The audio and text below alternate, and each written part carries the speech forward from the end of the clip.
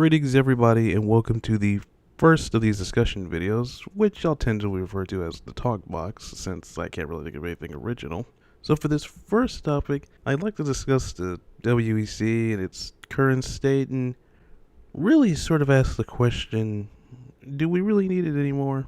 So to set up the context of where I'm going with this, cast your minds back to 2012. The first year IndyCar was using its new WD12, the second to last year for the Rolex Sports Car Series and the American Le Mans Series, and the final year when that god-awful COT was in use by NASCAR before they went to the Gen 6 cars, and was somewhat irritating before they went back to the crapper again.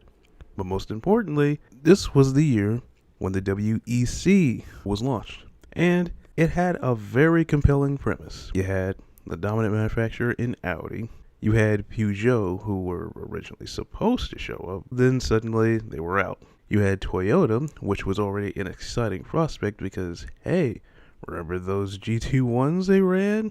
And then, of course, some seasons later, you had Porsche. So, for a bit, the WEC, at least in terms of the LMP1 category, was kind of back to being sort of that golden age of sports car racing. Multiple manufacturers taking on each other.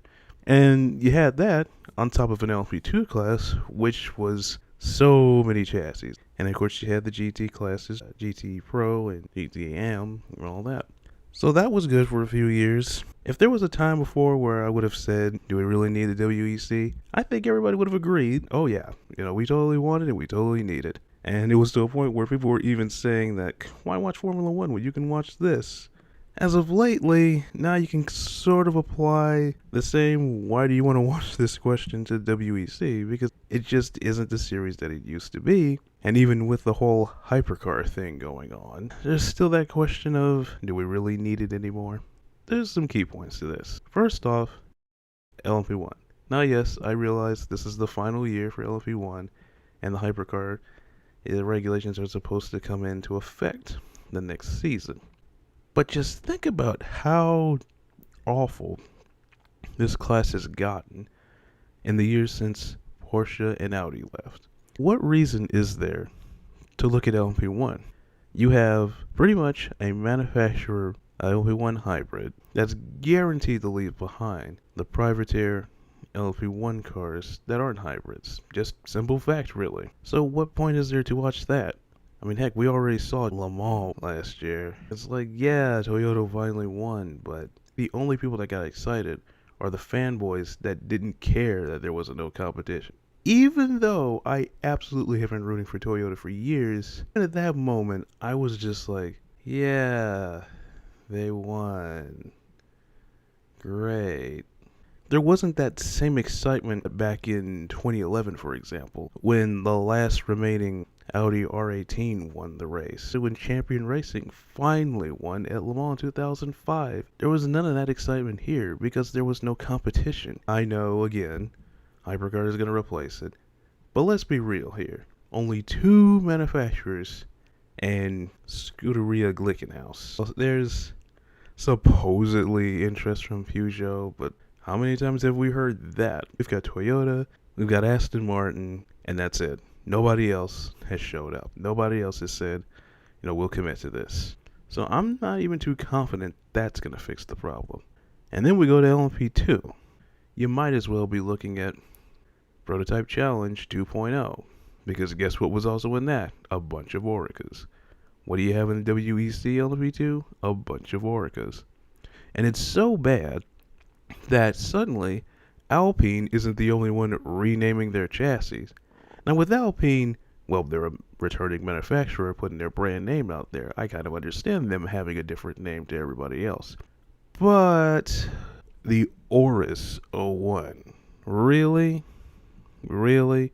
Like, I already didn't like the idea that they had to select some constructors for LMP2. They limited it to 4. And the irony that IMSA applied the Daytona prototype idea and created DPI out of the LMP2.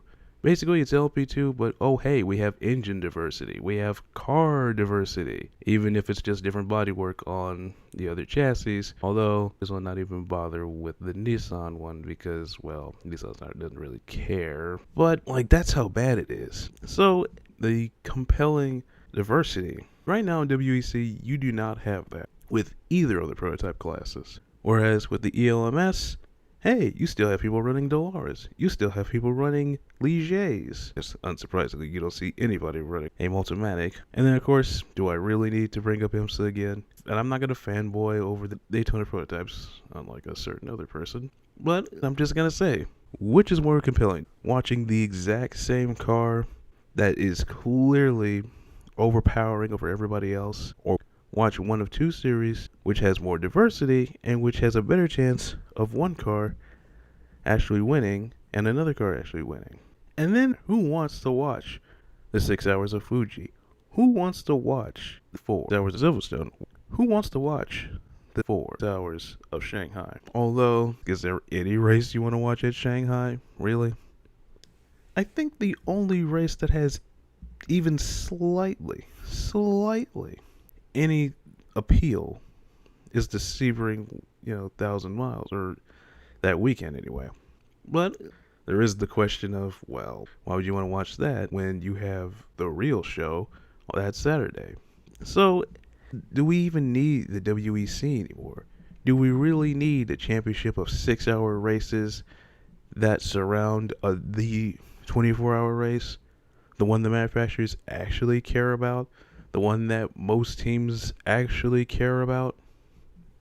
Anyway, that's it for this topic. Do you see any races on the WE schedule that's actually compelling? Leave your comments below, and we can have a little discussion down there within reason.